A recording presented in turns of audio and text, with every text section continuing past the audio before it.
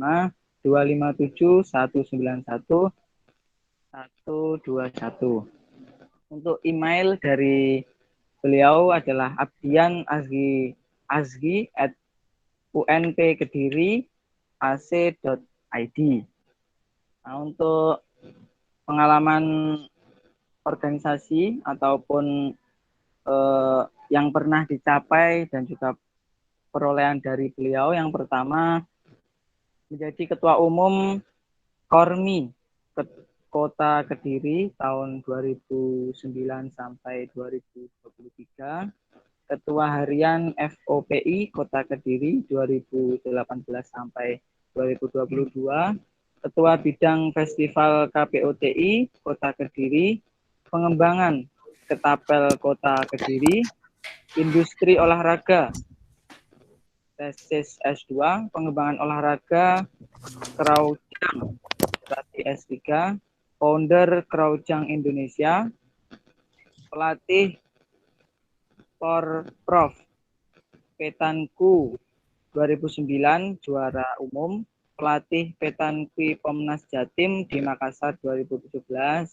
Pelatih Petankui Pomnas Jatim di Jakarta 2019, Ketua Binpres Pengprov FOPI Jatim 2020 sampai 2023, Lisensi Level 1 Internasional FIPJP, Sukmana Sport Kediri, hak kekayaan intelektual ada 6 karya. Baik, seperti itu, sangat luar biasa sekali Kak Sukmana. Untuk memanfaatkan waktu pada kesempatan kali ini, langsung saja dari beliau untuk memaparkan materinya pada kesempatan kali ini. Kepada beliau, saya persilahkan Kak Sukmana. Ya. Terima kasih Mas Muhammad Harun ya. Iya. Ya, suara saya terdengar? Terdengar dengan baik. Assalamualaikum warahmatullahi wabarakatuh. Waalaikumsalam. Waalaikumsalam warahmatullahi wabarakatuh. Salam sejahtera dan sehat selalu untuk panitia yang luar biasa. Kemudian sahabat Kang Umam dari KPOT Pusat yang pengalamannya juga luar biasa. Kemudian para peserta webinar olahraga dan permainan tradisional Indonesia yang saya banggakan. Mohon nanti untuk waktunya saya dikasih waktu berapa, Mas Harun? Maaf, Kak. Untuk waktunya nanti kita 20 sampai 30 menit. Oke, ya, terima kasih. Untuk presentasi langsung saja ya. Saya tampilkan.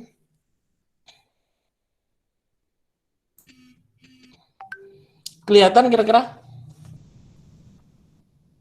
Mas Harun ya, kelihatan ya? Iya, kelihatan.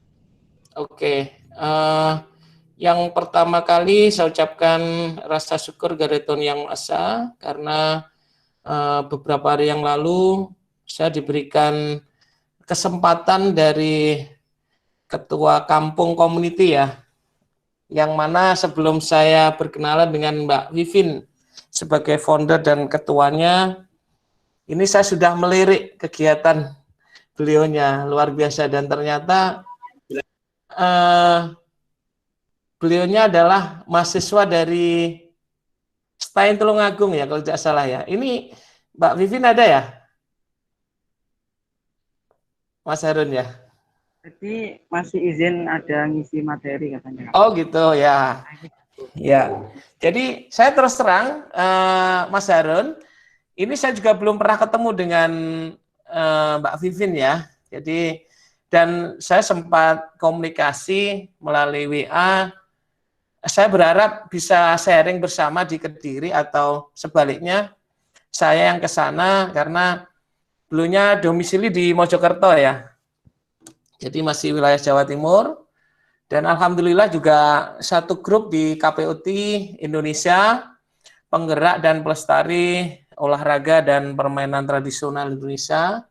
Walaupun sebenarnya saya sendiri juga masih merasa kurang untuk pengalaman dalam hal melestarikan, karena memang banyak hal-hal yang harus diperjuangkan di di Kediri dan butuh kerjasama dari berbagai stakeholder. Saya terus terang berada di dunia akademik masih merasa kurang untuk mengembangkan olahraga tradisional karena memang yang saya hadapi adalah bukan anak-anak lagi tetapi adalah mahasiswa-mahasiswa yang kondisinya adalah sudah dewasa atau di atas remaja ya. Jadi kalau mungkin saya mengajar di pendidikan sekolah dasar mungkin akan lebih cepat sehingga saya membutuhkan kondisi kolaborasi dengan guru-guru yang ada di wilayah Kediri. Langsung aja, ada kisi-kisi atau apa ini beberapa hal yang saya tanyakan kepada panitia. Apa sih nanti yang akan saya sampaikan? Karena kalau tidak saya tanyakan nanti akan rancu dan tidak terbatas nanti waktunya. Sehingga panitia menyampaikan bahwa saya harus menyampaikan tentang olahraga tradisional dan permainan tradisional. Yang kedua adalah perbedaan antara olahraga tradisional, permainan tradisional, dan contoh serta manfaatnya. Kemudian yang keempat ini adalah kita sharing bersama terkait tentang olahraga yang saya kembangkan. Mohon nanti arahnya, bimbingannya Kang Umam, sahabat saya yang dari Jakarta, yang pengalamannya juga sangat luar biasa sekali. Saya bertemu, kalau tidak salah, 1 kali di tatap muka di Fornas ya, jadi di Festival Olahraga Nasional, Olahraga Rekreasi Nasional itu di Samarinda 2019. Ini memang saya sengaja mencari beliau untuk sesibuk apapun saya bisa ketemu sehingga alhamdulillah diberikan kesempatan walaupun waktu itu tidak sempat untuk sharing. Kemudian ini jadi mengawali daripada materi tentang olahraga tradisional ini selalu kita tidak terlepas dari kondisi bahwa manusia adalah ciptaan Allah Subhanahu wa taala, ciptaan Tuhan yang Maha Esa. Ini ada konsep yang namanya adalah homo ludens ya, disampaikan teorinya oleh Dios Luden sehingga namanya Luden ini adalah memberikan arti bahwa manusia itu adalah sebenarnya makhluk yang suka bermain ya. Jadi konsep gambaran karakter bawaan atau anugerah Allah yang memang sudah diberikan oleh Allah dari sana itu memang makhluk yang suka bermain. Homo ludens adalah sebuah konsep yang memahami bahwa manusia merupakan seorang pemain yang memainkan sebuah permainan. Sebuah permainan ini adalah banyak sekali. Coba kita bawa kondisi bahwa kenapa kita dianugerahi, kita sebagai manusia dianugerahi sebagai makhluk homo ludens. Anda sebelum lahir ke dunia, yang jelas ada pertemuan yang namanya Bapak dan Ibu. Ini ya. Jadi pertemuan Bapak Ibu ini nanti akan menghasilkan keturunan yang luar biasa, keturunan yang terbaik. Apapun yang terjadi, ini adalah keturunan yang terbaik. Karena kita tahu bahwa pertemuan antara sperma dengan sel telur, ribuan sperma yang masuk ke dalam sel telur adalah itulah yang terbaik, itulah sang juara. Nah, di dalam proses perkembangan dan pertumbuhan di dalam rahim, tentunya kita bisa membayangkan Anda yang mungkin sudah remaja, dewasa, sudah sedikit memahami bahwa ada proses pertumbuhan dan perkembangan di dalam rahim. Di situ ada janin ya, jadi pertumbuhan menjadi janin.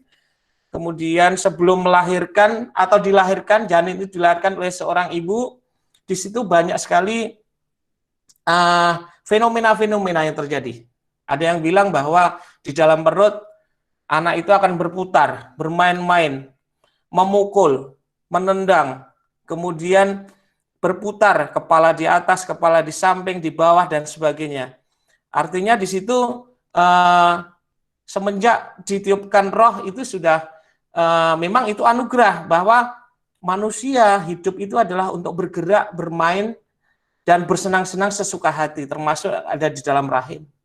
Sehingga mensiasati daripada makna filosofi karakter bawaan ini adalah sebenarnya manusia itu adalah memang orang yang suka bermain. Nah ini, jadi kemudian selepas daripada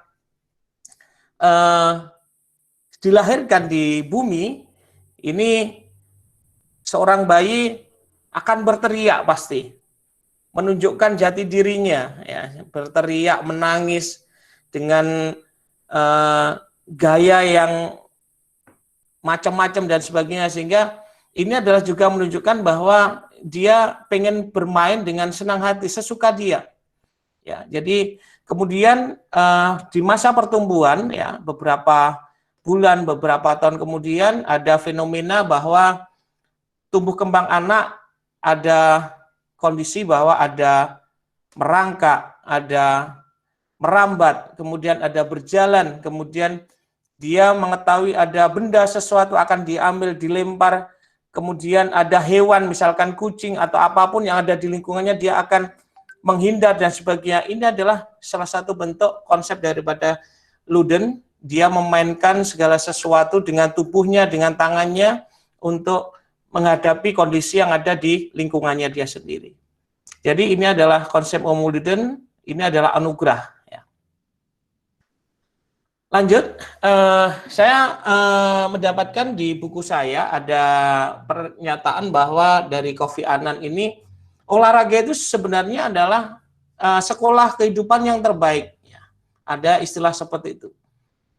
Artinya bagaimana setiap gerak ya di dalam tumbuh kembang anak itu bisa disebut sebagai olahraga. Nanti akan saya jelaskan apa sih artinya daripada olahraga, apa artinya tradisional, apa itu permainan ya. Jadi ini menyatakan dari Sekjen PBB, olahraga adalah sekolah terbaik, sekolah kehidupan terbaik. Kenapa sekolah kehidupan terbaik?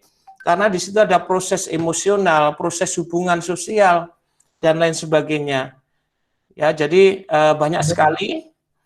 Kemudian ada istilah sport for all ya. Artinya adalah saya mengutip dari buku juga. Ini perlu Anda pahami untuk teman-teman yang mahasiswa ya. Jadi olahraga rekreasi ini adalah bagian besar daripada olahraga-olahraga yang ada di bawahnya, termasuk olahraga tradisional, olahraga kebugaran, olahraga ketangkasan. Sport for all ini digunakan istilahnya pada federasi olahraga rekreasi. Jadi bisa disebut sebagai istilah olahraga rekreasi, olahraga masyarakat, olahraga untuk semuanya ya, sport for all. Jadi istilah ini digunakan secara dunia, secara internasional sejak 1969 ya di Oslo, Norwegia. Kemudian mengapa ini muncul kata sport for all? Ada beberapa poin yang ada di referensi saya. Salah satunya adalah sport for all ini tumbuh atau lahir karena adanya sebuah temuan-temuan budaya, peradaban dari sebuah gerak atau olahraga, permainan tradisional di masing-masing negara. Di Indonesia, di Thailand, di Malaysia, di Kanada, di Jerman, di Polandia, dan di Australia, dimanapun di seluruh dunia, ini semuanya memiliki peradaban olahraga masing-masing. Saya pernah mengikuti, jadi pada saat Tavisa 2016, saya diberikan kesempatan untuk mengikuti di Ancol, Jakarta, waktu itu Indonesia sebagai tuan rumah.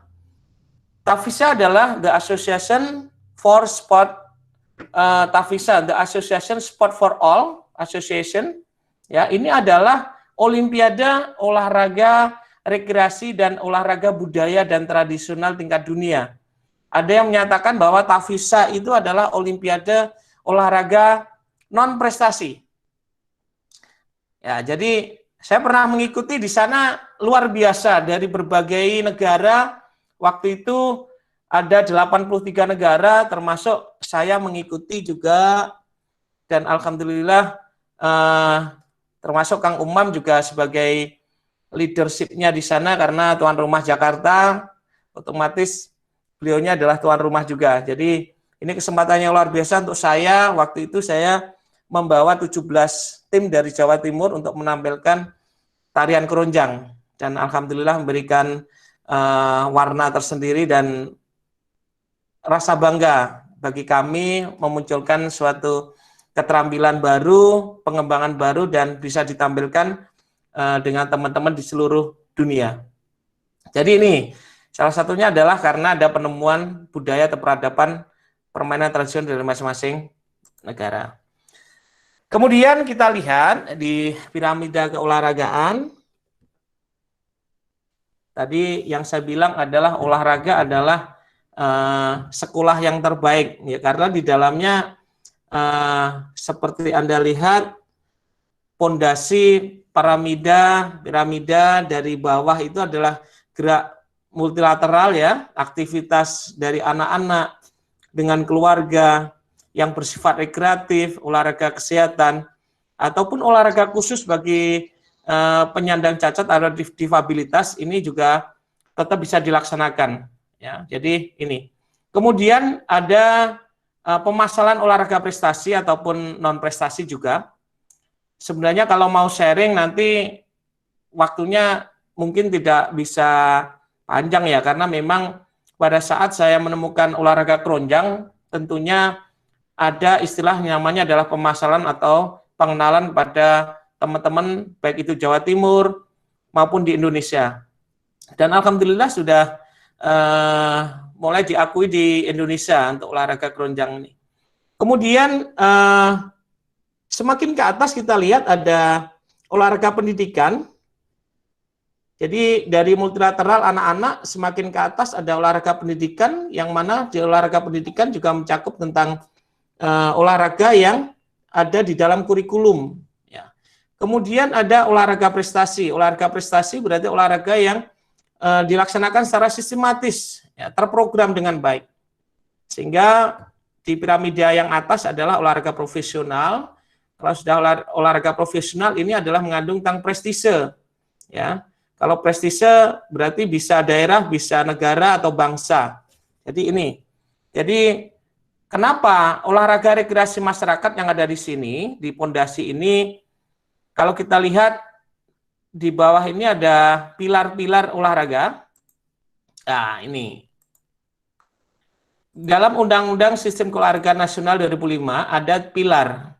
Olahraga pendidikan, olahraga rekreasi, dan olahraga prestasi, ya.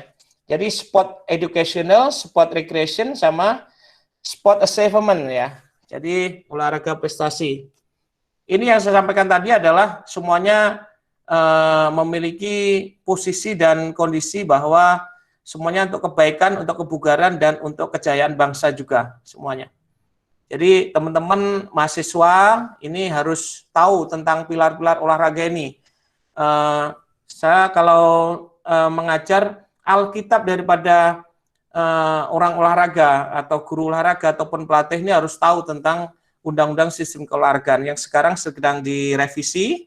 Semoga segera menjadi revisi yang terbaik, karena memang Indonesia saat ini sedang mencanangkan Indonesia Bugar 2045, kemudian Indonesia menghadapi Olimpiade 2032. Jadi ini semuanya harus keterkaitan, kolaborasi, dan harmoni.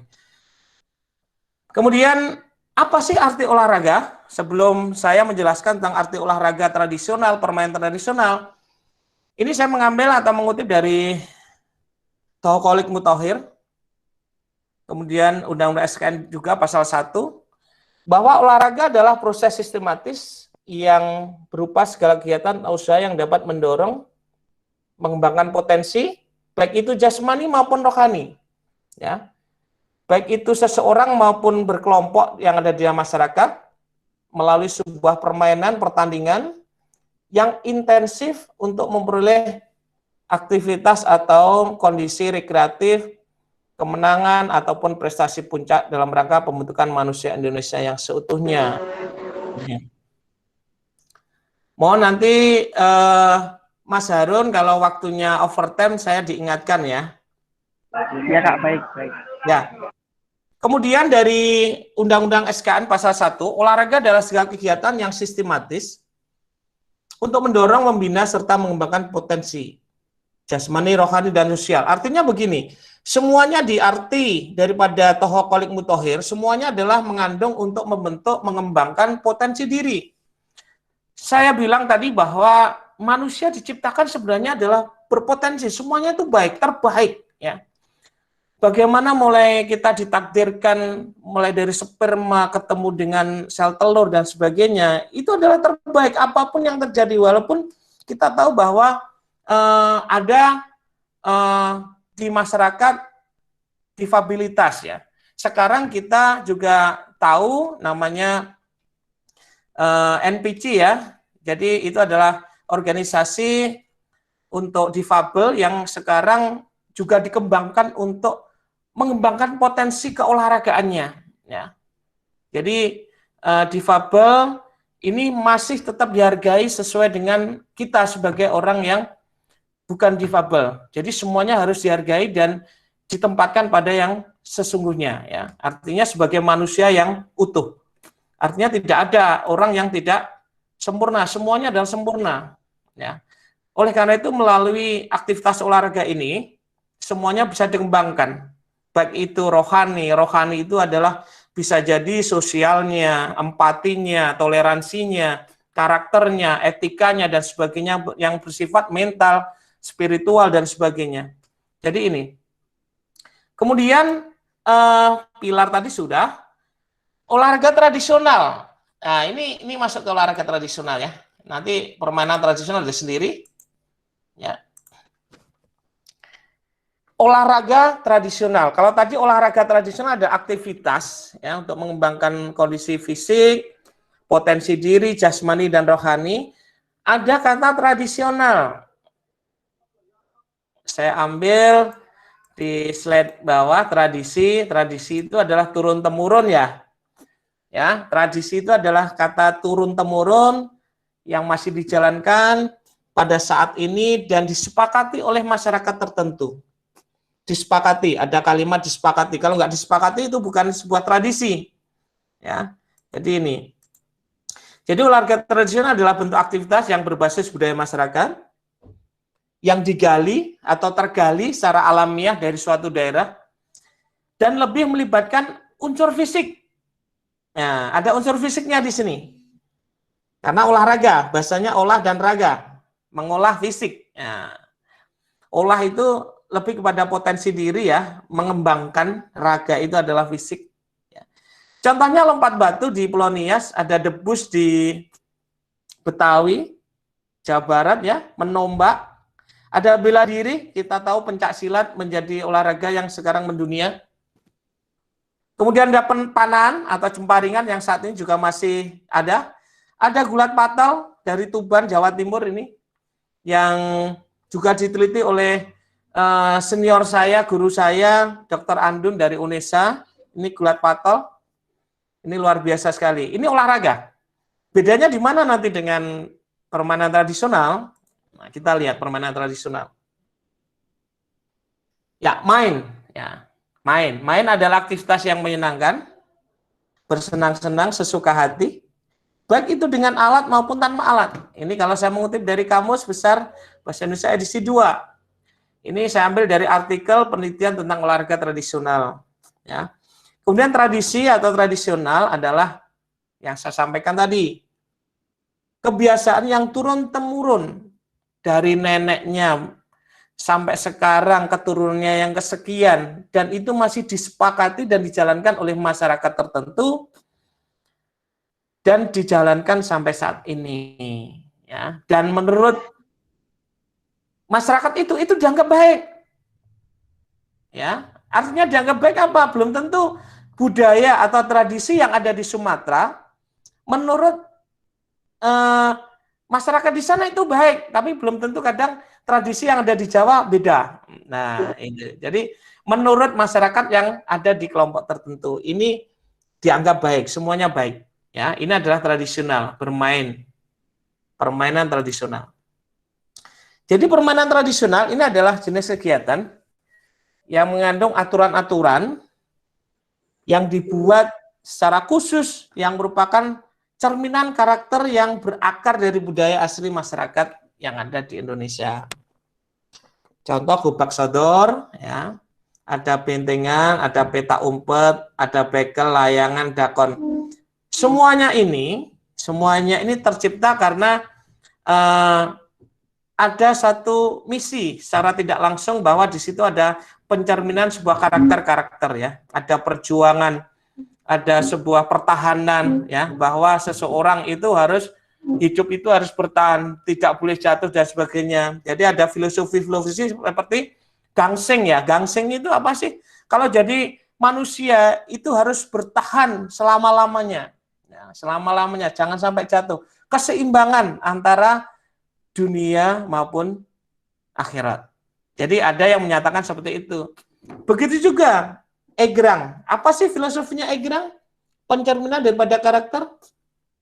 Kita sebagai manusia harus mampu seimbang juga, bertahan dengan dua kaki, ya, bertahan hidup, bisa jadi diartikan begitu. Jadi jangan sampai jatuh, Kalaupun jatuh harus bangkit kembali dan bangkit kembali. Ini berbagai pencerminan daripada karakter-karakter yang berakar dari budaya masyarakat Indonesia.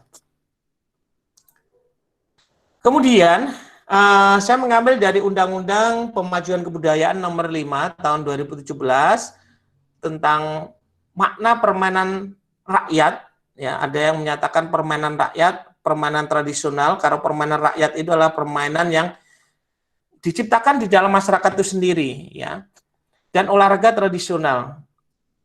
Artinya adalah olahraga tradisional adalah aktivitas fisik, mental, yang bertujuan untuk menyehatkan diri, yang menyangkut tentang daya tahan tubuh. Nah, ini olahraga, daya tahan tubuh. Ada nilai-nilai tertentu, ya. Contohnya bela diri, lompat batu tadi sudah. Ya, jadi ada aktivitas fisiknya. Sedangkan permainan rakyat atau tradisional adalah bentuk permainan yang berdasarkan nilai-nilai tertentu yang diwariskan turun-temurun. Tradisional, bersifat hiburan, ya. Congklak, gangsing, engklek, dan sebagainya. Ini. Kemudian tadi saya menyangkut tentang nilai-nilai. Begitu banyaknya nilai-nilai olahraga dan permainan tradisional yang ada di Indonesia. Ini ada nilai sosial, pelestari budaya, bahwa olahraga itu juga menjadi identitas bangsa, jati diri bangsa atau suatu daerah, ya. Di Makassar ada namanya tarian Paraga. Kemudian ada juga bentuk tarian yang lain ada di Papua, ada di Kalimantan ataupun di Sumatera juga. Semuanya memberikan identitas-identitas sendiri, termasuk pakaiannya juga, kemudian gerakannya juga, alat yang digunakan juga. Ini memberikan jati diri. Otomatis kalau secara sosial ini mempererat persaudaraan. Kalau kita bermain, kalah menang, kita tetap saudara, ya, karena ini adalah permainan yang memang dibuat sesuai kesepakatan. Jadi kalah ya nggak boleh marah, ya, nggak boleh dendam dan sebagainya. Ya. Kemudian konsep diri atau nilai karakter, ya. Dengan bermain permainan ataupun olahraga tradisional, anak akan mengenal diri sendiri, jati diri, ataupun konsep diri, dan menciptakan karakter diri yang baik. Di dalam olahraga tradisional, pasti ada keterlibatan daripada emosional, marah, kalah, sementara marah, boleh, tetapi harus segera dikendalikan. Kemudian olok-olok dan sebagainya, itu pun hanya bersifat sementara. Jadi hal seperti itu adalah sebuah proses yang panjang untuk mengenal diri sendiri, bagaimana kita kalau kalah teriak, kita menang juga teriak, itu adalah pengenalan diri sendiri. Siapa sih saya ini? Saya di depan teman-teman seperti apa sih? Nah, saya apakah jagoan? Apakah saya bukan jagoan? Apakah saya yang terbaik? Nah, ini adalah jati diri. Sehingga dalam proses anak-anak sampai dewasa, ini akan bisa memberikan penilaian-penilaian untuk karakter. Kemudian, olahraga dan permainan tradisional juga bisa menjadi media belajar, dalam pendidikan jasmani itu pasti, ya. Kita tahu ada fundamental motorik, ada lokomosi, non lokomosi, manipulasi, dan pengembangan gerak-gerakan yang lain. Kemudian suatu kajian, ya.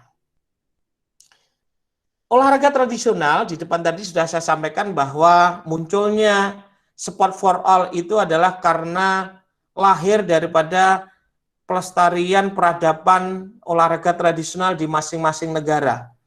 Sehingga dengan munculnya olahraga baru ataupun penggalian olahraga-olahraga yang baru dari suatu daerah, ini akan menjadi suatu kajian yang sangat menarik untuk dikaji dan dikupas.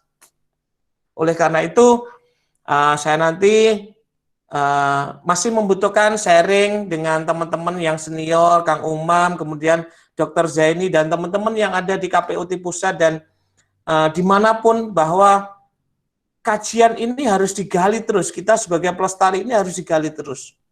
Kalau kemarin saya diskusi dengan Kang Umam, di Kediri ada kerajaan, Pak. Di Mojokerto ada kerajaan, Pak.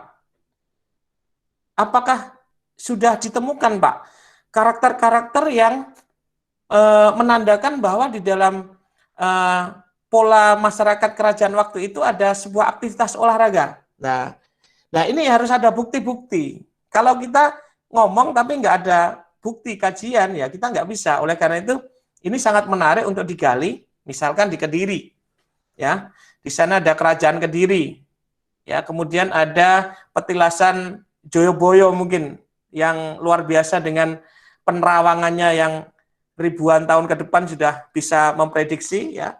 Ini menarik sekali. Apakah ada bukti-bukti baik itu melalui stupa atau ukiran-ukiran yang ada di sana tentang aktivitas olahraga?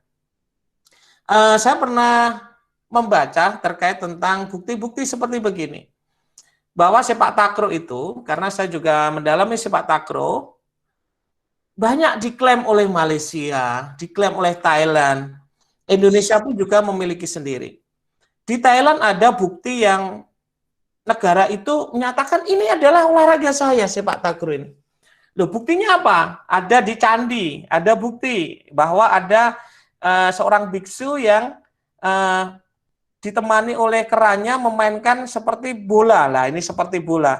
Ini kajian-kajian ini yang harus diperkuat. Apakah betul atau tidak? Ini yang saya juga masih membaca, ya. Jadi semuanya ada yang mengklaim seperti ini dan sebagainya. Kalau Indonesia memiliki sepak takraw karena memiliki tarian paraga yang berasal dari Bugis, Sulawesi Selatan, tepatnya di Makassar. Iya, mohon izin Kak Sukmana ini karena waktu ya. Ya, terima kasih. Ini nanti masih banyak beberapa ya? Atau saya tambah 1 menit untuk olahraga keroncong? Oh ya, silakan. Ya. Boleh, nanti bisa dilanjut saat sesi tanya jawab. Ini bisa ditambah dulu 1 atau 2 menit. Moga. Ya, terima kasih Mas Harun ya. Tentang pengembangan olahraga yang saya kembangkan ini, yang sudah diakui adalah olahraga keroncong. Ini kemarin saya diskusikan teman-teman yang ada di pusat. Ini bukan olahraga tradisional sebenarnya, tapi olahraga pengembangan. Karena kalau kita memaknai olahraga tradisional adalah olahraga yang disepakati turun-temurun. Nah, ini kan olahraga baru pengembangan. Jadi ini bukan olahraga tradisional, tetapi karena suatu kondisi bahwa masuknya pemasalan ini harus dikenalkan melalui organisasi namanya adalah Dispora, ya. Disebut Parpora, Disparpora. Nah, beberapa daerah beda-beda, sehingga ini masuk di dalam olahraga budaya pengembangan, sehingga bolehlah dianggap sebagai tradisional, tapi bukan tradisional yang sesungguhnya. Ya, ini olahraga.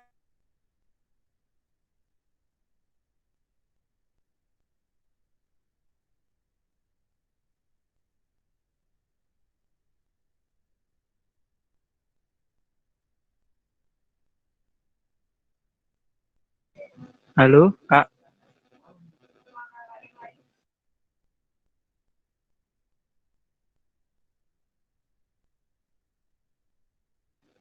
Mungkin masih ada kendala jaringan, mungkin ditunggu dulu ya Kak.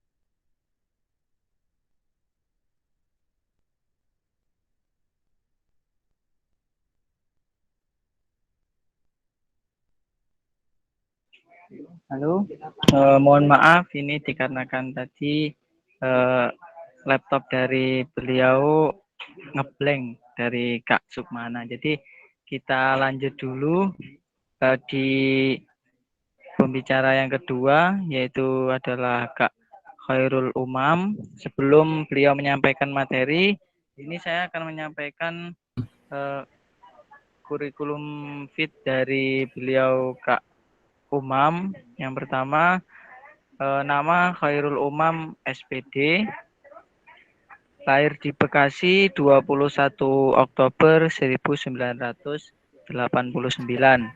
Untuk alamatnya Jalan RH Umar 3 KP Utan RT 1 RW 018 nomor 144 Jaka Setia Bekasi Selatan, nomornya 17147.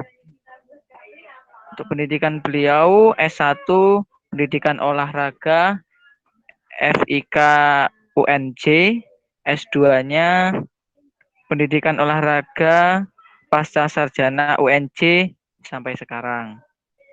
Untuk penghargaan beliau sebagai pemuda pelopor Kota Bekasi bidang pendidikan,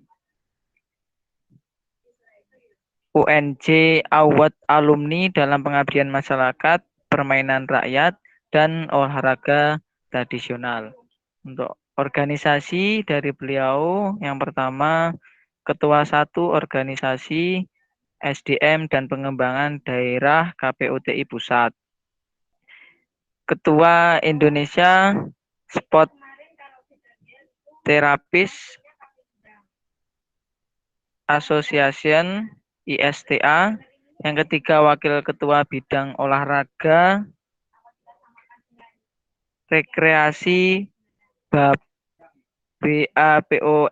DKI Jakarta. Founder yang terakhir founder Sosiopreneur RE Sport Cycle. Untuk nomor telepon dari beliau Kak Umam 0877 8380 3600. Saya ulangi lagi 0877 8380 3600. Untuk email dari beliau Indonesia 21 khairulumam@gmail.com. Untuk IG Instagram dari beliau adalah @umam_tim.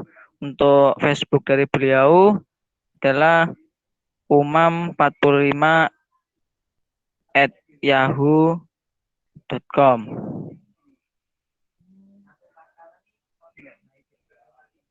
Untuk jabatan saat ini dari beliau adalah sebagai Wasekjen KPUTI Pusat, terus Ketua Umum Perkumpulan Terapis Olahraga Indonesia, PTOI. Yang ketiga Wakil Ketua Bidang Olahraga Rekreasi yang tadi, dan yang terakhir founder Sociopreneur Sport Cycle. Seperti itu, sangat luar biasa sekali Kak Khairul. Langsung saja untuk memanfaatkan waktu pada pertemuan kali ini, langsung saja kepada beliau Kak Khairul, saya persilahkan. Ya, terima kasih Mas Moderator, Mas Harun, Muhammad Harun, atas penyampaian dan profil saya. Baik, teman-teman, Bapak Ibu sekalian, mohon izin. Assalamualaikum warahmatullahi wabarakatuh. Waalaikumsalam warahmatullahi wabarakatuh. Waalaikumsalam warahmatullahi wabarakatuh. Selamat sore, Bapak Ibu sekalian. Sebelum saya mulai, saya ingin coba pantun. Jadi bermain kata, bermain pantun.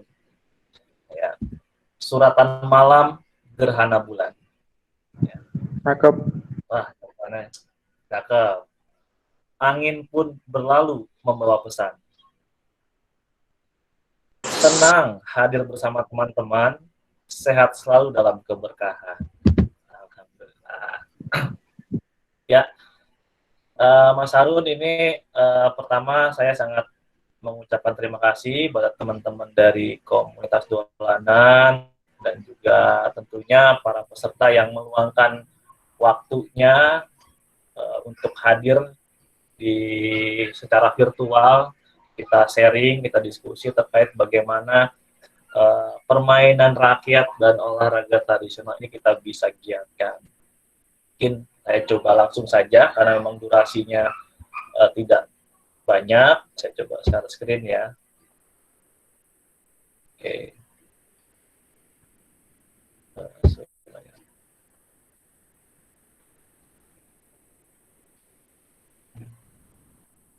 Yang mana ya? Saya baru pertama kali nih pakai ini soalnya nih. Ini udah bisa langsung belum, Mas Harun? Masih belum, Kak. Belum ya? Bapak, atau izin kami share screen kan nggak apa-apa? Boleh deh. Jadi saya diberikan tema mengenai urgensi pelestarian permainan rakyat dan olahraga tradisional. Tapi saya coba membuat sebuah judul, urgensi memainkan permainan rakyat dan olahraga tradisional. Dimana ya ini yang perlu kita samakan frekuensinya. Mungkin kita ketahui beberapa hari yang lalu kita terjadi gerhana bulan, ya, super flower blood moon, ya, di mana posisi bumi ya satu garis di antara matahari dan bulan.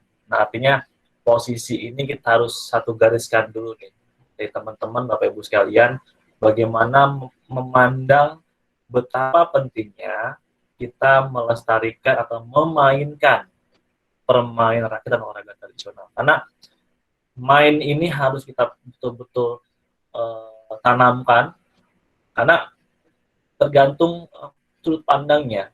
Kalau memang ini tidak penting, kemudian karena memang belum mengetahui apa makna di dalamnya. Tadi sudah diuraikan secara gamblang, secara definisi dan sebagainya sama senior saya, Pak Dr. Abdian Sukmana, luar biasa tadi pemaparannya.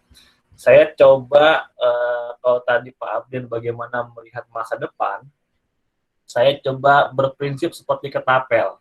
Ya. Jadi bagaimana menarik ke belakang, artinya mundur ke belakang bukan berarti kita kembali ke masa lalu, akan tetapi bagaimana kita mundur ke belakang untuk melesat ke depan. Artinya apa? Kembali ke masa lalu, kemudian membawa nilai-nilai di masa lalu ke masa kini yang akan kita melesatkan lebih jauh untuk bagaimana kearifan lokal ini bisa menjadi potensi besar bangsa kita di era apapun. Ya. Lanjut, Mbak. Ya. Nah, ini lewat aja, skip aja. Ya. Nah, biasanya kita sebelum melakukan permainan itu ada namanya ritual home pimpa alayum gambreng. Ini sering kami sampaikan ke beberapa webinar maupun pelatihan bahwasanya secara makna home pimpa alayum gambreng itu home itu ada artinya Tuhan, home om dalam bahasa Sanskerta dan Jawa Buddha bahasa Hindu itu adalah Tuhan, artinya dari Tuhan. Nah, pimpah. Nah, pimpah itu artinya berkumpul. Ya. Berkumpul, kita dari Tuhan dilahirkan, tadi diurai sama Pak Abdian, dari sperma dan sebagainya. Kemudian kita berkumpul di muka bumi ini, seperti ini, kita berkumpul, ya, dalam organisasi, dalam lingkup sekolah, dalam komunitas, itu bagian dari kita sebagai manusia berkumpul.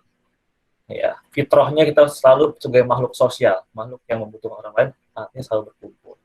Kemudian alaihum itu artinya berkontribusi, artinya kita semua ada di dunia, hadir di dunia ini, berkumpul, kemudian berkontribusi. Artinya apa?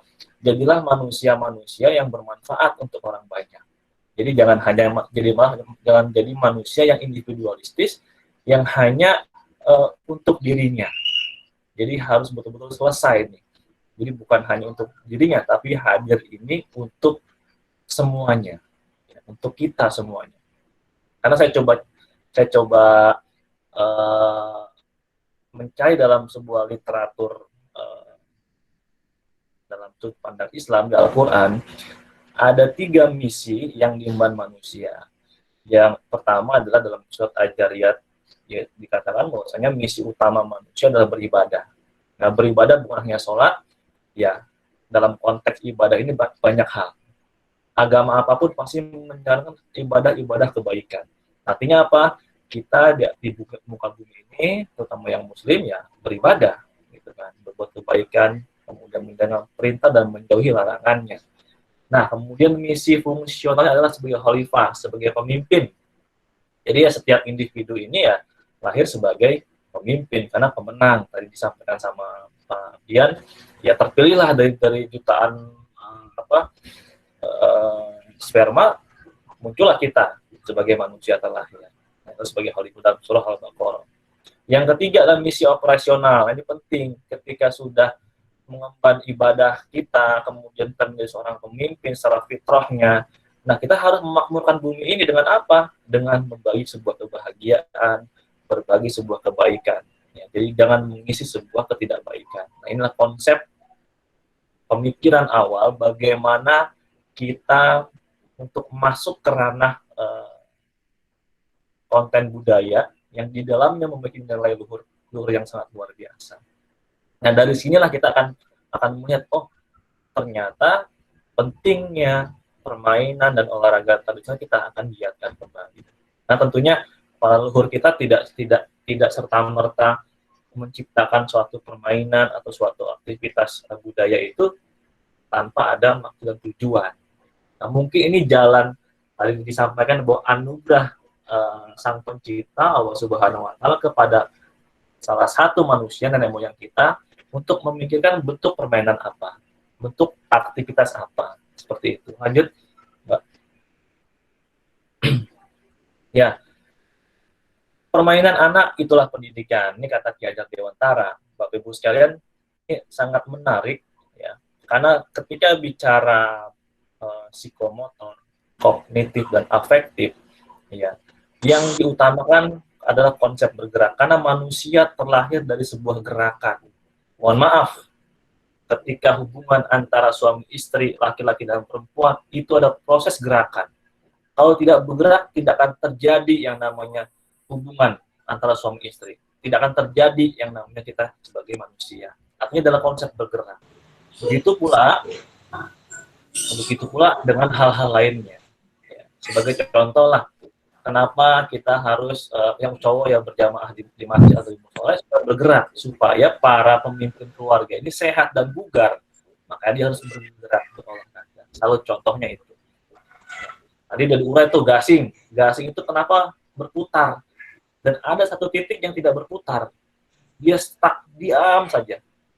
Nah, itulah prinsip manusia.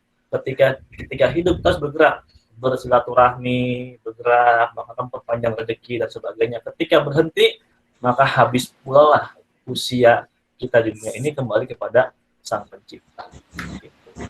Lanjut. Nah, di dalam kajian Dr. Muhammad Gani Alif, Ketua Umum kami, beliau mengkaji dari 30 surat dari surat-surat R.A. Kartini ada 30 kata bermain. Nah, di salah satu kalimatnya adalah bagaimana pendidikan budi pekerti sambil bermain, anak-anak itu memperbaiki tingkah lakunya. Nah, artinya apa? Ya, artinya dengan dia bermain, dia memperbaiki tingkah lakunya. Tubuhnya sejak kecil diajarkan tentang kejujuran. Tubuhnya sejak kecil diajarkan tentang toleransi. Waktu saya kecil, saya sering bermain di depan musola, bermain dengan si anak Muslim, si anak Hindu, Buddha, Kristen, dan lainnya. Nah, anak tubuh saya sering berinteraksi dengan yang tapi tidak seiman, gitu kan. Ketika ada isu saat ini, gitu ya, isu tentang intoleran dan sebagainya, ya biasa saja, tidak akan tersulut. Tetapi generasi sekarang yang generasinya generasi nunduk, gitu ya, dia hanya melihat gadget. Ketika ada isu-isu yang masa intoleran, langsung tersulut. Akhirnya apa? Timbullah yang namanya radikal. Ini yang kita perlu pahami bersama, sadari bersama betapa pentingnya berkumpul, bermain bersama anak-anak itu. Ditambah sekarang masa pandemi. Lanjut. Ya. Oke. Bapak Ibu sekalian, rekan-rekan, teman-teman semua, di dalam lirik lagu Indonesia Raya tercantum namanya 4 kata ya. Bagaimana bangunlah jiwanya, bangunlah badannya. Nah, bangunlah jiwanya itu adalah bagaimana membangun karakter anak-anak kita, anak bangsa ini, ya. Bangunlah badannya, bagaimana anak-anak kita bergerak aktif dan bugar, ya. Karena anak adalah investasi bangsa. Jangan sampai sejak dini dia menjadi anak yang selalu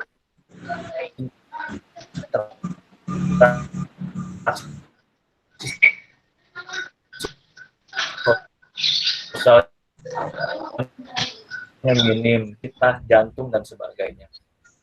Artinya ini adalah sebuah investasi besar, ya. Kalau kita sebagai anak bangsa, tadi saya bilang sebagai umat manusia yang mengemban 3 misi tadi, tidak melakukan itu, maka akan rugi kita, menjadi orang yang rugi di dunia ini.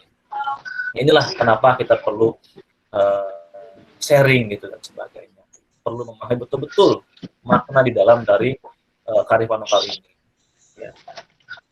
Bayangkan dari 75 juta, 79,55 juta, gitu ya. 30,1% adalah anak-anak. Nah, bagaimana nasib anak-anak kita kalau sejak usia dini sudah didikelin yang namanya gadget?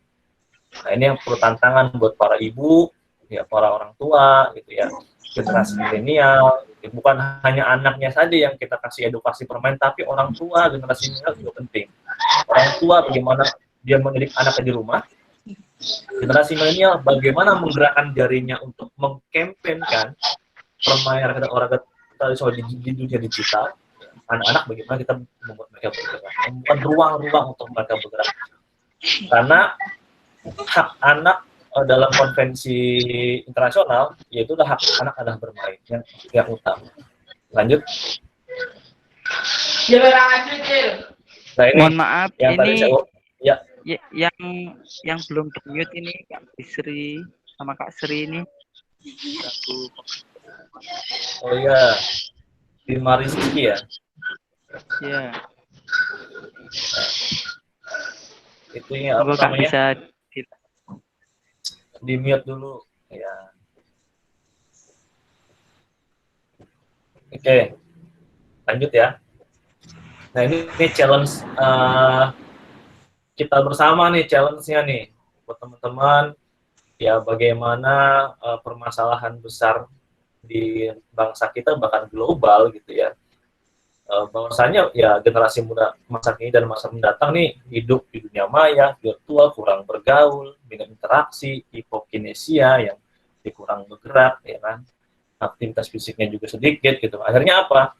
Akhirnya tadi melahirkan anak-anak penerus yang egois, individualistis, tidak perlu lingkungan. Dampaknya sangat besar sekali untuk masa depan kita. Ya, artinya kalau ya mungkin saya masih kategorinya pemuda ya, karena usia saya masih 30-an gitu kan. Ya, artinya yang teman-teman yang masih mungkin anak siswa SMA, yang pelajar atau mahasiswa, artinya masa depannya masih panjang.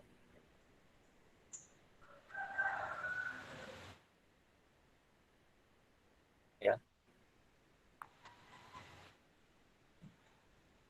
Artinya masalah lebih dibandingkan teman semua. Anda terbatas usia. Artinya ini kapan lagi kita harus bergerak? Ya mulai dari sekarang. Lanjut.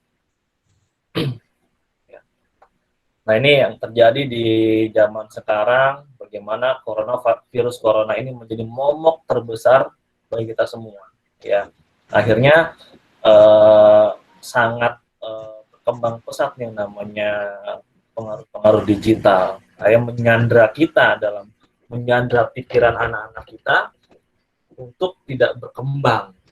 Karena ya, secara geografis kita adalah makhluk outdoor, karena di tropis ya, kecuali kalau negara-negara yang memang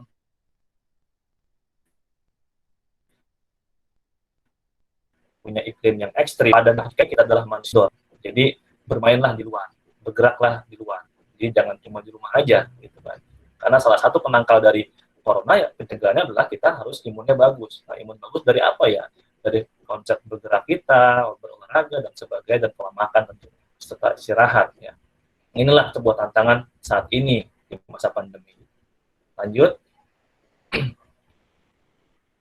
Nah, tetapi itu tidak menjadi hambatan. Nah, ini salah satu kebetulan saya di KPOT ya banyak beberapa komunitas juga selain KPOT juga banyak gitu ya. Perkumpulan juga banyak gitu ya. Nah, tetapi ini adalah salah satu terobosan kami ya, dengan teman-teman para penggerak 700 penggiat permerakatan olahraga tradisional berkumpul menyepakati mengangkat harkat dan derajat kearifan lokal kita, khususnya permerakatan olahraga tradisional, sesuai dengan amanah konstitusi Undang-Undang Nomor 5 Tahun 2017 seperti yang disampaikan tadi Pak Abdian tentang pemajuan kebudayaan. Nah, ini menjadi sebuah amanah konstitusi. Kita punya kekuatan itu, ya. Mungkin di agak sedikit nyeleneh gitu ya. Ini apa-apaan nih? Ada komite yang ngurusinnya main-main gitu, ngurusinnya permainan. Nah, ini bukan sebuah hal yang nyeleneh. Justru ini yang harus kita tempatkan di atas. Ya. Kita menerima olahraga tradisional dari luar masuk ke Indonesia, tetapi kita tidak memikirkan bagaimana mempromosikan, menggali permainan dan olahraga tradisional kita, kemudian mempromosikan. Mungkin baru terhitung dengan jari. Contoh silat, ini baru sedang dipromosikan. Mungkin sepak takraw ke depannya akan lebih tingkatkan lagi. Artinya banyak sekali potensi-potensi dari kearifan lokal kita. Ya, lanjut. Nah, ini salah satu potensinya yang kita miliki adalah terdengar suara saya? Terdengar ya? Ya. Oke. Iya Kak, terdengar. Salah satu potensi kita adalah yang KPOT sekarang miliki database 2.600 mainan dan permainan tradisional, dan ada 3 data dan fotonya. Ini baru sementara ya. Artinya bisa dibayangkan kalau misalkan satu provinsi atau satu daerah itu bisa ada 330 suku. Contoh di daerah Sulawesi gitu ya. Kalau satu suku saja ada 10 permainan, mungkin dengan nama yang berbeda-beda, sudah 3.000-an permainan. Nah, inilah peranan tadi saya sepakat dengan Pak Dr. Abdian, peranan akademisi untuk mengkaji, ya, mendata, ya, menggali potensi-potensi permainan rakyat dan olahraga tradisional yang ada di daerahnya.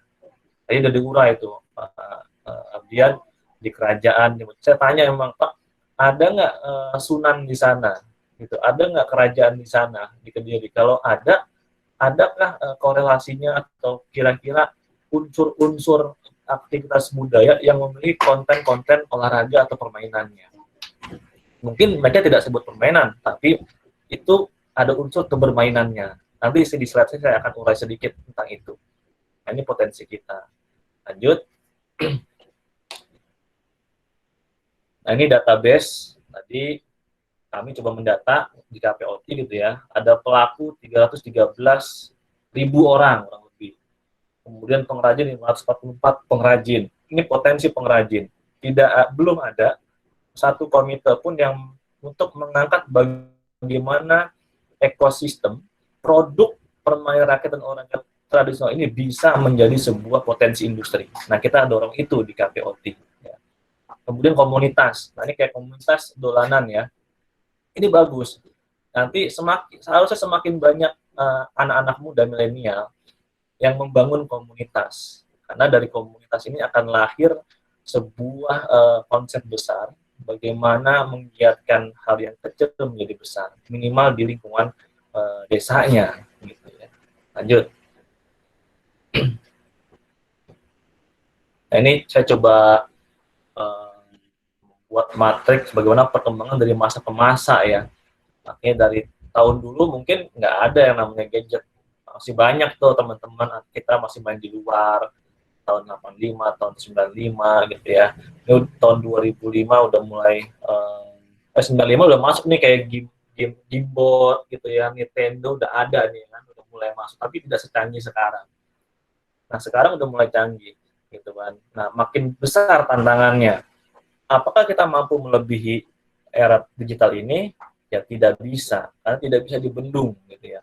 Tetapi minimal kita mungkin dengan pergerakan dari komunitas-komunitas dolanan dan sebagainya, minimal bisa menyeimbangkan. Nah, itu bisa menyeimbangkan udah cukup sangat luar biasa sekali. Ya, target kita sampai 2035, 2045 terus menyeimbangkan, terus menciptakan pemahaman-pemahaman kepedulian terhadap kearifan lokal ini. Lanjut. Nah, ini peran PROT ya, bagaimana ini kalau kita coba bagi ya,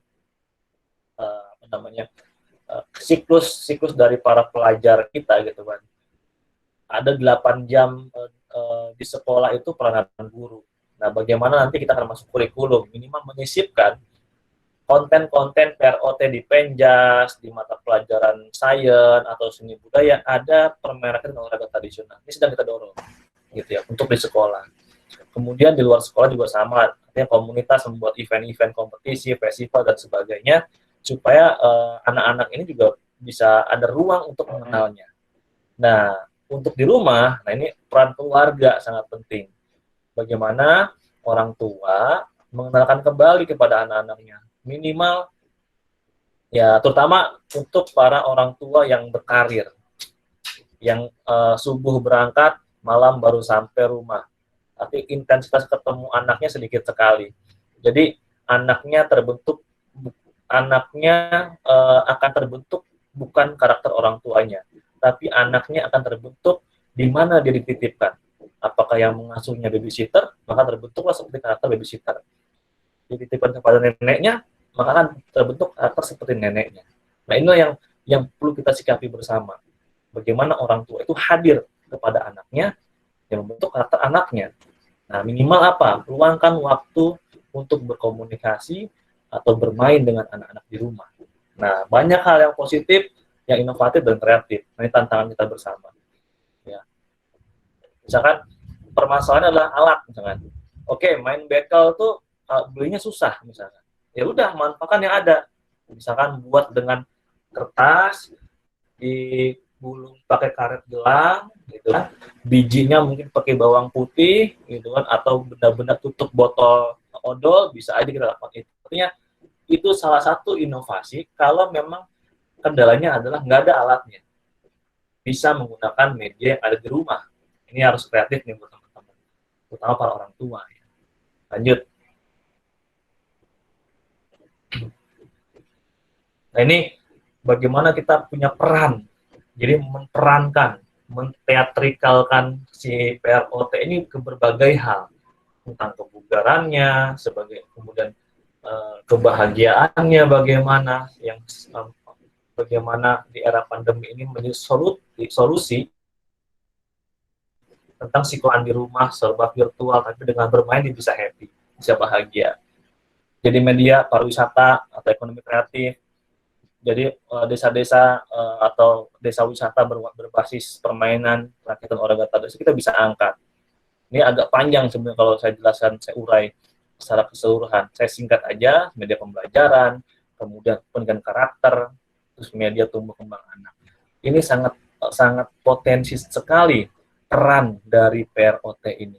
Jadi dia bisa berperan sebagai apapun itu, ya, ekonomi, sosial budaya, politik, ideologi, bisa masuk semuanya. Ya. Lanjut. Mohon izin Kak, ini karena waktu terbatas bisa ditambah 5 menit mungkin. Boleh. Nah, ini salah satu contoh kita kolaborasi dengan Badan Pembinaan Ideologi Pancasila membuat Pancamain Indonesia. Nah, ini akan kita promosikan melalui koperasi para sadia olah tiasa KPOT. Jadi KPOT akan punya koperasi, akan menyebarluaskan produk-produk hasil dari pengrajin UMKM. Ya, insya Allah nanti akan sampai ke daerah teman-temannya. Lanjut.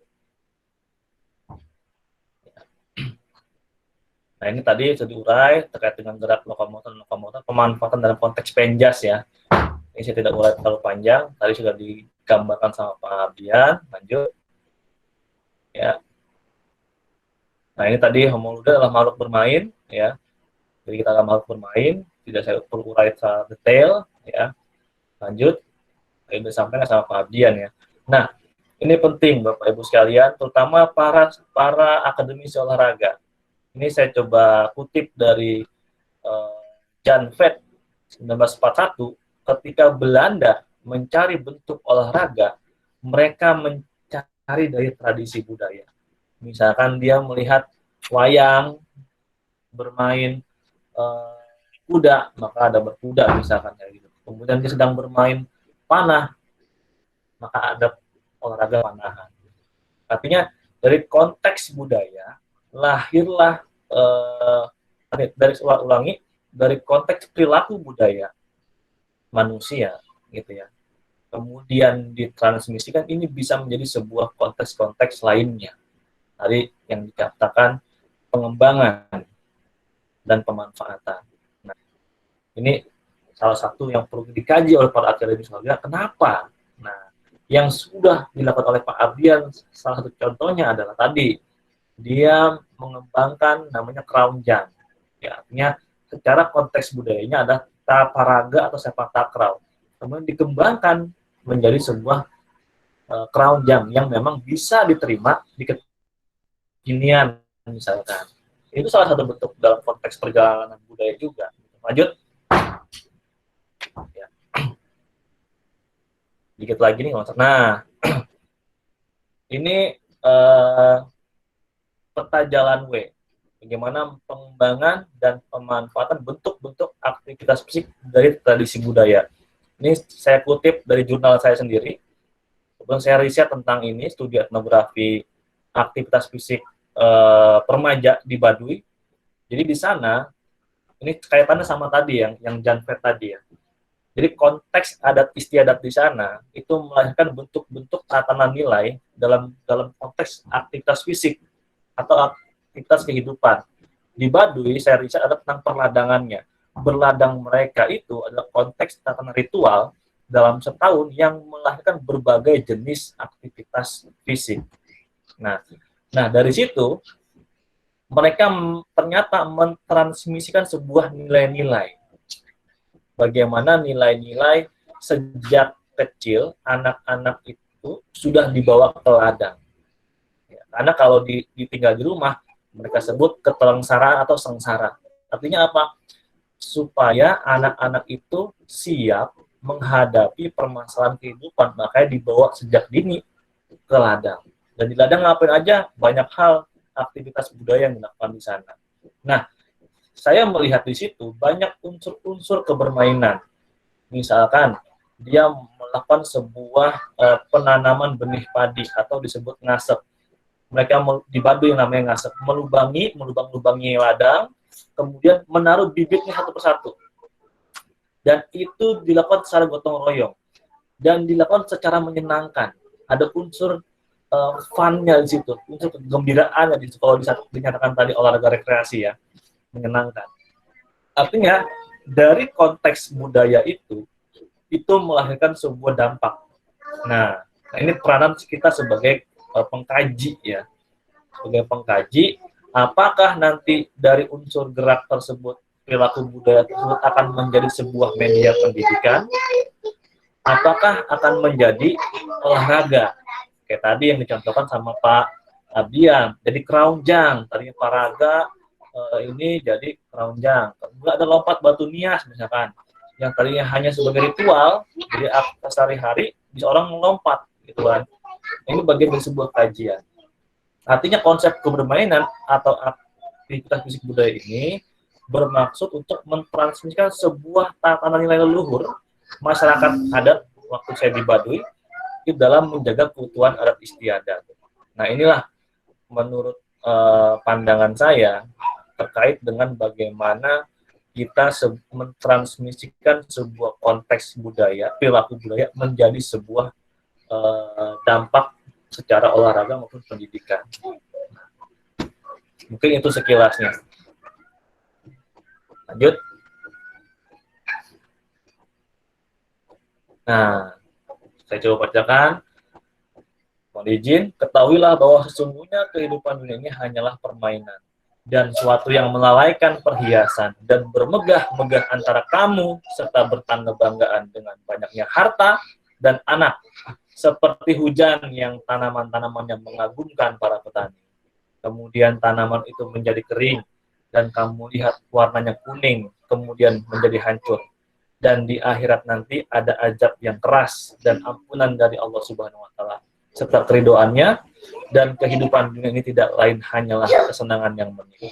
Artinya apa? Sering yang diungkapkan oleh Dr. Muhammad Gani Alif bahwa kita bermain tapi tidak main-main. Kita bekerja dengan baik, kita bekerja dengan jujur, kita berhubungan interaksi dengan sesama teman-teman kita dengan tulus dan ikhlas tanpa melukai hati teman-teman kita. Saya kira itu yang saya dapat sampaikan. Mudah-mudahan bisa memberikan sebuah pemahaman yang pada akhirnya, oh ternyata ini memang urgent sekali. Dengan fenomena tadi, saya urai tadi permasalahan, kemudian nilai-nilainya, sampai dengan bagaimana kita melakukan konsep ini, mudah-mudahan bisa memberikan sebuah paradigma baru buat Bapak Ibu sekalian, bahwasanya ini bukan cuma mainan zaman dulu, bukan hanya sekedar main-main, tapi tidak main-main. Terima kasih. Assalamualaikum warahmatullahi wabarakatuh. Baik, terima kasih Waalaikumsalam warahmatullahi wabarakatuh. Kak Khairul Umam atas paparan materinya yang sangat membuat kita terketuk. Jadi bagaimana nanti kita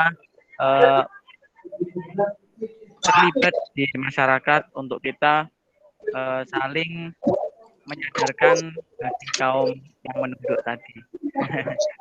Jadi pada kesempatan sore hari ini tentunya tidak kita lewatkan dengan pemateri-pemateri yang sangat luar biasa sekali.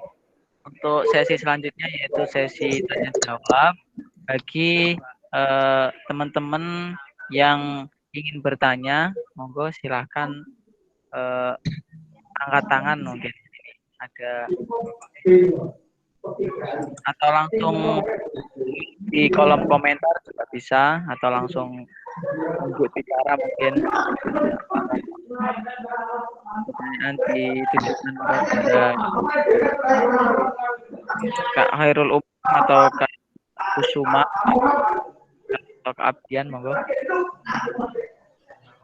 Mungkin yang tidak berkeperluan untuk audionya di mute dulu. Monggo yang mau bertanya.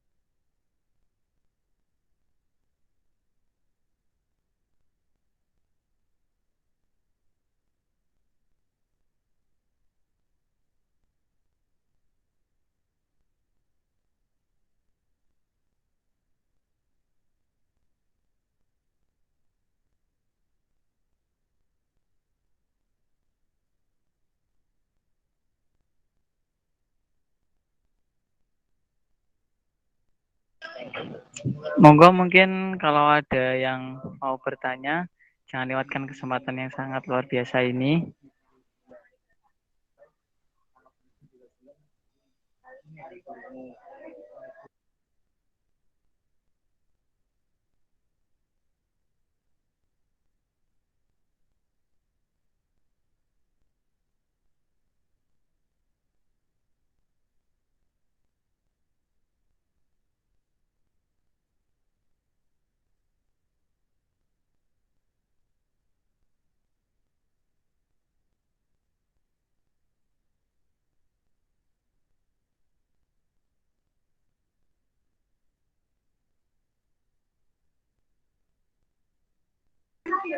Baik, kalau masih belum ada, mungkin masih memikirkan pertanyaan ya dari Kak. Sini saya izin bertanya kepada Kak Sukmana atau Kak Abdian. Siap. Menurut pendapat Bapak mengenai e-sport yang sekarang lagi banyak dikandungi, bahkan ada seperti event lomba sendiri. Apakah bisa hal tersebut itu masuk pada at all tadi, Kak? Oke, jadi e-sport termasuk di dalamnya karena awalnya e-sport itu adalah olahraga yang bersifat hiburan, kesenangan. Namun ada beberapa yang menyikapi persepsi e-sport itu adalah permainan game yang overtime.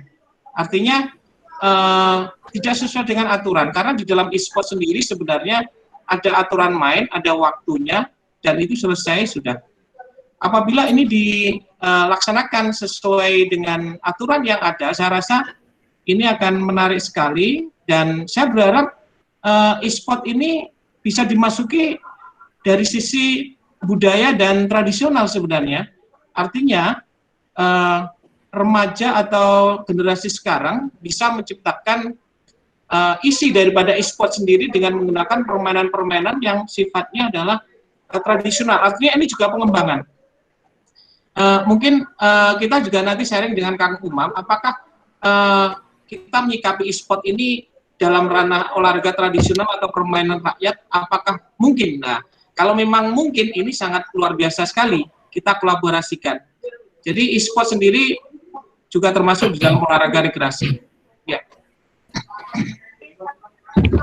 Oh ya, baik, terima kasih Kak. Jadi e-sport tadi termasuk olahraga tadi Kak ya. Terus ya. Di olahraga dari sport tadi, apakah nilai dari olahraga? Gimana? Kok putus-putus tadi? Ya. Iya, mohon maaf. Dari e-sport apakah itu juga masih terkandung nilai-nilai dari?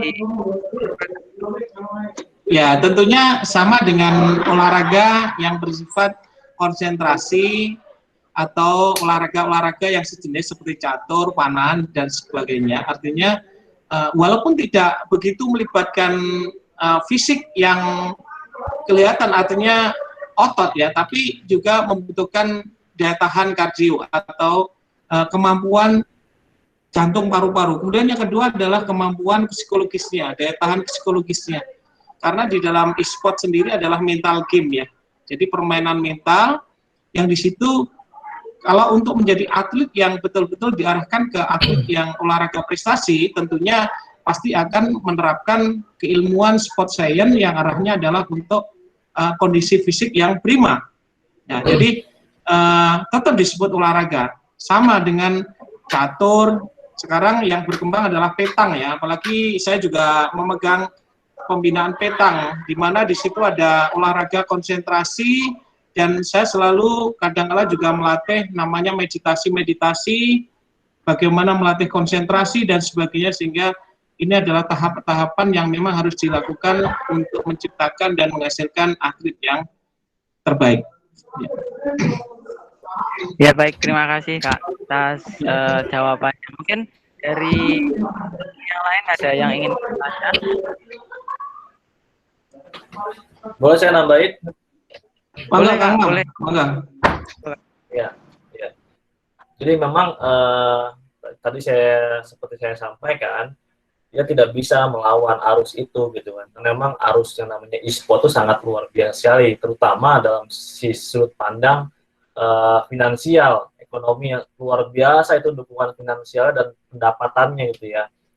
Tapi dalam sisi ini ya kita dalam ranah kebudayaan khususnya di bidang permainan rakyat dan olahraga tradisional ya akan berupaya juga bagaimana pelan kita akan masuk ke dalam sisi-sisi itu untuk menyeimbangkan. Ada beberapa yang kita sudah bikin namanya congklak virtual untuk pekan kebudayaan, main congklak antar provinsi virtual gitu kan. Kemudian ada beberapa konsep-konsep yang sedang kita buat dalam tema dalam content augmented reality atau virtual reality, itu sedang kita coba buat juga, karena bermain tapi nuansanya luar angkasa. Itu sedang kita coba rancang seperti itu. Kemudian juga ada sebelumnya bersama Kemenpora kita bikin aplikasi games, ada tarik tambang, gebuk bantal, egrang, lempah panjang, tetapi ada kaedah-kaedahnya, dia harus bermain berdua atau berempat juga bisa. Itu ada, bisa di-download tuh waktu kita bikin itu di App Store, ada olahraga tradisional itu. Jadi kita mulai juga menyeimbangkan, tidak boleh menghilangkan atau memusuhi gitu Pak Abian ya, nggak bisa. Kita harus beradaptasi, pelan-pelan mengedukasi dan menyeimbangkan, seperti itu. Ya. Iya, betul sekali, Kang Mam ya. Ini sambil diskusi, Mas Harun ya. Artinya, ya, boleh, Kak. ini adalah kita kalau melihat adalah istilahnya sport disruption ya, Kang Mam ya. Jadi kondisi olahraga sekarang ini berkembang sesuai dengan zaman. Ini akan merusak segala tatanan yang ada saat ini, gitu ya. Jadi sport disruption kita adalah seperti e-sport ini adalah merusak semuanya. Tapi bagaimana kita bisa menerima tatanan ini dengan baik, kita bisa luas dengan kondisi ini sehingga bisa berjalan. Kalau kita melawan, justru kita nanti yang tidak bisa mengikuti. Jadi kita mengikuti perkembangan zaman, memang era digital seperti ini. Sehingga bagaimana posisi olahraga tradisional, permainan tradisional ini dipasangkan atau disejajarkan dengan kondisi era digital. Tadi Kang Umam sudah menyampaikan luar biasa ini. Jadi sudah menciptakan game-game yang bersifat budaya dan tradisional. Setuju sekali Kang Umam. Terima kasih. Ya. Kalau yang profesionalnya e-sport tidak bahaya. Tetapi yang di bawah-bawahnya ini nih yang sangat berbahaya. Makanya kalau saya punya istilah tuh ya, mereka ngasih racunnya, kita ngasih obatnya. Betul sekali ya. Preventifnya lah. Ya. Artinya nanti jangan sampai kita kehabisan obatnya. Kita harus seiring vaksinnya ya, betul sekali. Oleh karena itu, kalau saya bilang virus pelestari tradisional di daerah ini harus segera digerakkan ini ya. Jadi itu. Oke. Oke, baik. Terima kasih Kak atas paparannya yang sangat luar biasa. Mungkin dari kakak-kakak yang lain atau teman-teman yang ingin bertanya kepada pemateri, monggo jangan di eman-eman ini bahasanya, eman-eman kalau dilewatkan.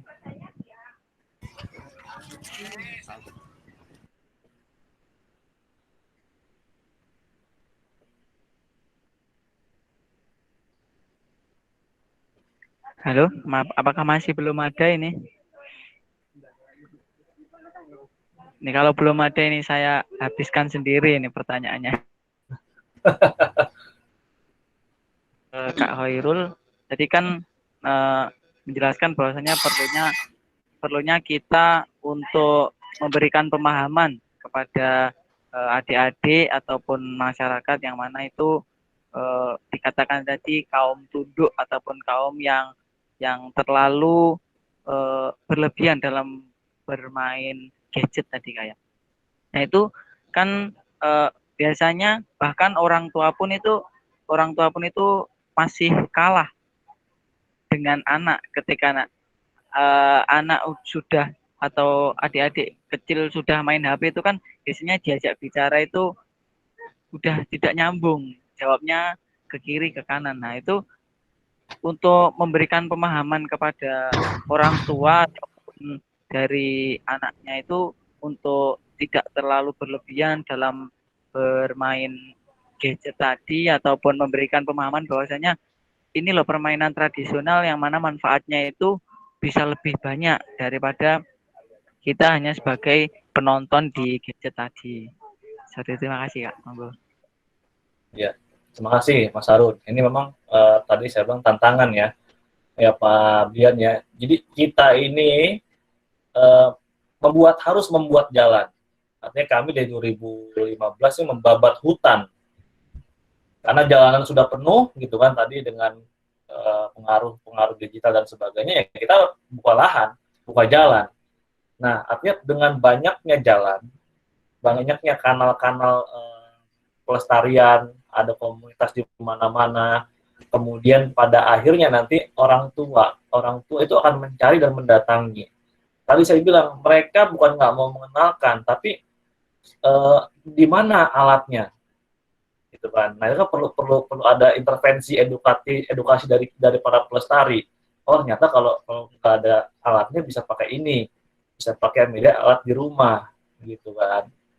Nah, inilah persoalan yang memang tidak bisa seperti obat sakit gigi gitu ya, langsung dikasih obat mungkin sakitnya reda gitu kan, sakitnya reda tapi akan timbul lagi. Nah, makanya tadi kita perlu buat strategi membuka jalan-jalan, memperbanyak kanal komunitas, kanal akademisi ya, melalui pergerakan dari kampus sangat strategis sebetulnya.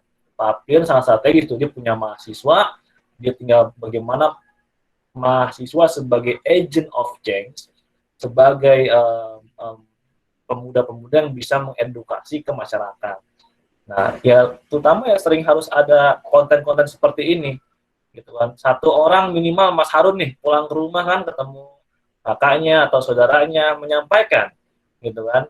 Kadang saya pengalaman juga sebagai orang tua, anak memang susah, tetapi sebetulnya anak itu kalau dikomunikasikan bisa sebenarnya, bukan dilarang, tapi bagaimana dikomunikasikan itu pasti bisa. Cuma permasalahannya orang tua itu kan malas ya Pak Bian ya, kadang udah capek kerja sibuk malas, akhirnya udahlah gitu. Nah, yang perlu kesabaran dan terus menerus lah, tetesan air di batu itu lama-lama akan melubangi. Nah, ini ya tetesan air itu walaupun cuma netes ya Pak ya, lama-kelamaan insya Allah lah kita punya keyakinan generasi bangsa ini pasti akan jadi lebih baik lah. Minimal saya secara pribadi kan menyampaikan nih apa yang saya sampaikan, ya nanti diteruskan sama generasi penerusnya, walaupun saya mungkin besok saya udah nggak ada gitu, Allah panggil saya, minimal saya sudah panggilkan walaupun cuma satu ayat sama teman-teman gitu. Ya baik, terima kasih Kak. Ini ada pertanyaan dari Akila Nazira Kawaib. Mau bertanya Kak, apakah melalui permainan tradisional bisa merubah karakter anak? Nah, monggo dari Kakak Materi mungkin bisa menjawab. Oke, nanti dari saya dulu Kang Mam ya. Boleh. Ya jelas sekali ya, karena olahraga tradisional itu adalah olahraga yang disepakati bersama. Makna daripada olahraga tradisional adalah bersenang-senang sesuka hati, disepakati kelompok tertentu. Artinya olahraga ini adalah bersifat rekreatif, luas, dan aturannya bisa dilaksanakan oleh siapapun gitu. Artinya karakter yang negatif saya rasa itu tidak ada. Nah, ini karakter itu banyak sekali. Karakternya banyak sekali. Dan apakah itu bisa merubah? Itu tergantung ya. Anak ini kondisinya seperti apa. Kalau ini permainan ini bisa dilaksanakan terus-menerus, misalkan dari anak, permainan ini dikenalkan di keluarga, kemudian di masyarakat, di lingkungan sekolah dia dikenalkan juga oleh gurunya dan sebagainya. lama-kelamaan pasti ada karakter-karakter positif yang akan menghapus daripada karakter yang negatif di situ. Rasa toleransi, emosional, itu saya rasa akan terhapus dengan kondisi seperti ini. Karena apa? Di dalam olahraga tradisional, seseorang akan mengenal diri sendiri, persepsi diri tadi, mengenali jati diri sendiri. Jadi, di situ ada sebuah proses ya. Namun, setiap anak ini memiliki tingkat kemampuan untuk bisa beradaptasi, apakah perubahan itu cepat atau tidak. Jadi itu. Artinya memang ada trik-trik atau treatment atau perlakuan yang memang tidak sama. Permainan tradisional ini diberlakukan selama berapa tahun ya, ini ya. Apakah hanya 1 kali, 2 kali seminggu dan sebagainya, apakah terus-menerus? Saya rasa kalau terus-menerus akan sangat baik dan nilai-nilainya sangat luar biasa dan terbukti banyak sekali untuk pembentukan karakter. Mungkin itu aja yang bisa saya sampaikan. Monggo Kang Umam bisa menambahi. Monggo Kak Umam. Ya, artinya kalau tadi yang sudah disampaikan Pak Abdian, betul, sudah banyak jurnal-jurnal yang membuat sebuah mempublish gitu ya, bahwasanya permainan tradisional itu mempengaruhi psikologisnya, motoriknya, gitu, sangat mempengaruhi gitu ya. Hingga tadi bagaimana kalau dulu kan kita Pak Abdian ya hampir setiap hari itu waktu kecil main, ya main gitu, main jadi tadi masalah terbentuk sangat terbentuk gitu ya. Nah kan kalau sekarang ruang waktu bermain itu terbatas gitu kan, entah karena masalah takut diculik, keamanan ya, kemudian apa di kota-kota besar gitu, jangan main di luar, tadi diculik gitu kan. Kalau kita dulu ya dari pagi ya Pak Abdian sampai maghrib, kalaupun dijewer dulu baru pulang gitu kan, ya itu udah ngebangun karakter. Nah inilah masalah kita sekarang, nggak cuma masalah keamanan tadi ya, tambah masalah kesehatan juga sekarang gitu. Justru ini sangat mempengaruhi, sangat membentuk karakter gitu ya. Boleh dicoba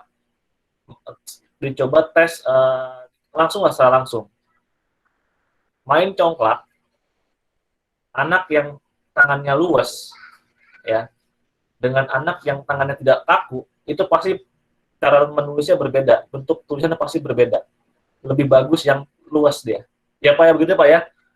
Karena ada tuh riset kalau tidak salah. Itu dicoba aja. Cara ngetik anak yang kemampuan menulisnya ya, dengan bermain congklak. Itu pasti ada perbedaan.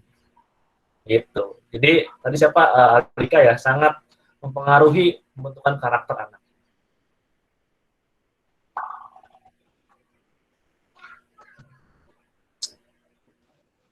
Ya baik, terima kasih atas jawaban.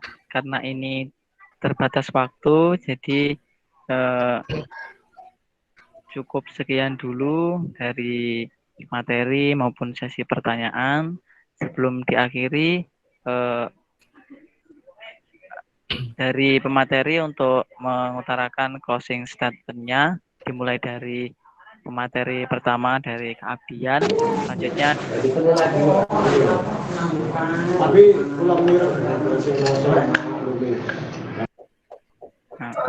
Oke. Terima kasih.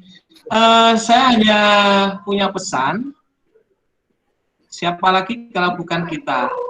Ya, siapa lagi kalau bukan kita? Jadi segala sesuatu kalau bukan dari kita, diri kita awali dari hal-hal yang sederhana, dari keluarga kecil, dari kita sendiri. Ini nggak akan bisa. Jadi lakukan pelestarian olahraga tradisional di masyarakat dari diri kita, dari keluarga kita, dari hal-hal yang kecil, dan dari saat ini juga. Itu pesan saya. Jadi tidak usah menunggu orang lain, tapi dari diri kita sendiri kita awali untuk melestarikan. Seperti saya ya.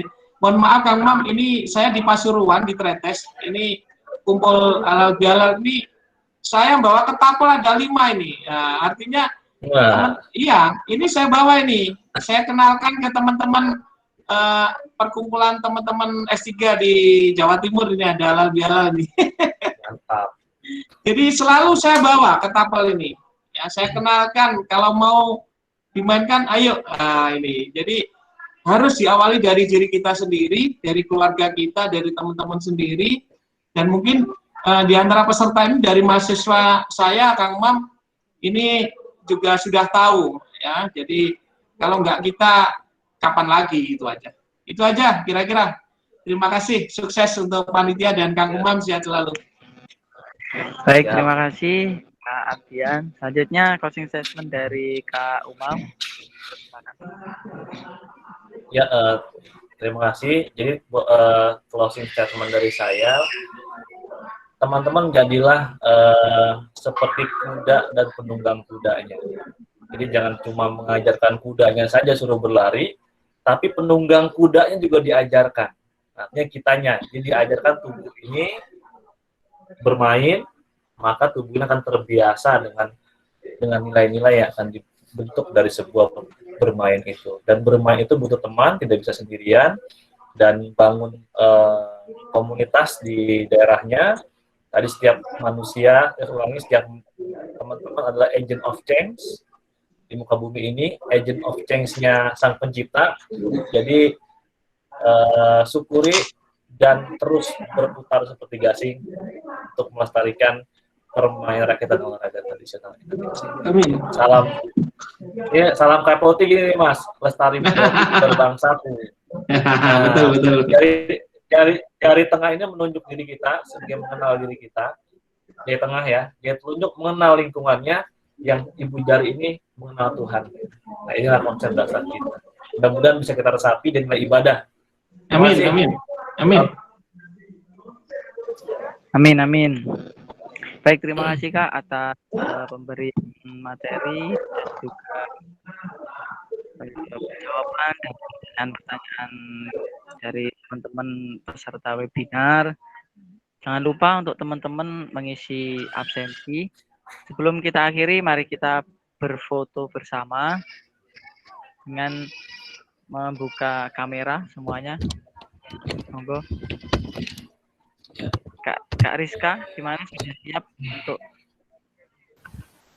Iya, boleh bentar ya. Ya. Bisa dihitung nanti Kak ya. Iya. 1, 2. Saya nunggu permainan kerajaan. 1, 2, Bagian. 3.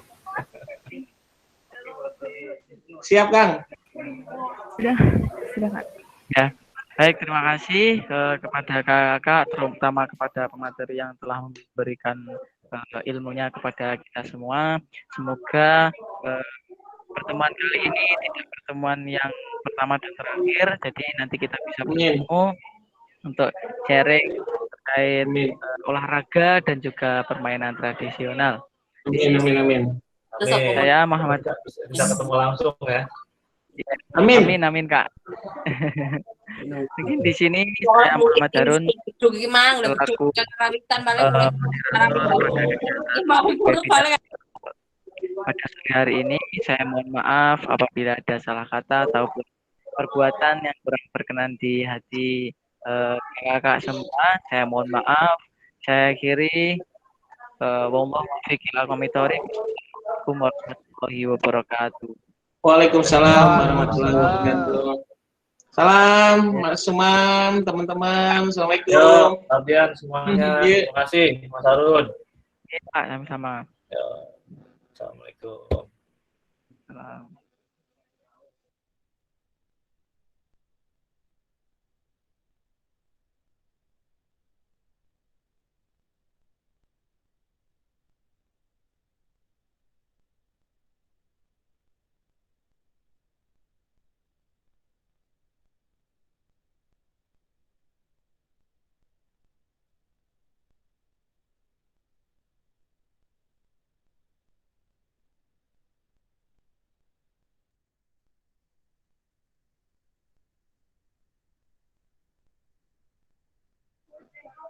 Jangan lupa untuk mengisi absensi kakak-kakak di link Meet